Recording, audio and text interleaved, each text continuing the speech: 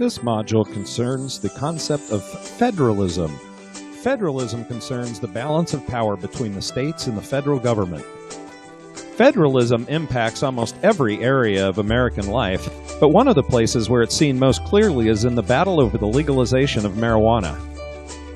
In recent years, several states, including California and Colorado, have legalized marijuana even for recreational purposes.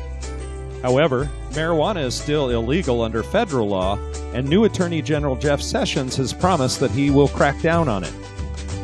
People often wonder, how could I be arrested for that if it's legal in my state? The answer is federalism. In a federal system, both the states and the federal government are sovereign at the same time. That means they both have authority to pass laws. This may not seem like a big deal, but America was the first country to have federalism. We invented it, but now lots of nations use it. In a federal system, there are some things that the federal government does, some things that the state governments do, some things that both of them do, and some things that neither one of them can do. You'll recall from the previous module that the framers wanted to create a federal government that was stronger than they had under the Articles of Confederation, but they didn't want it to be too strong. As a result, under the original Constitution, the federal government's powers were limited. The federal government can only exercise those powers that are specifically listed in the Constitution. These powers are known as enumerated powers, and they can mostly be found in Article 1, Section 8 of the Constitution.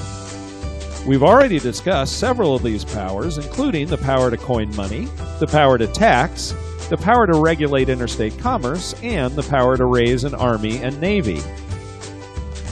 A few of the other important enumerated powers include the power to establish a postal system,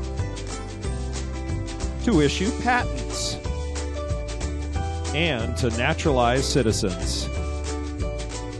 The constitutional basis for state powers, on the other hand, is very different. The framers felt the states were more important and should be more powerful than the federal government. As a result, state powers are largely unlimited in the original Constitution. States did not have to point to any constitutional provision in order to pass particular laws.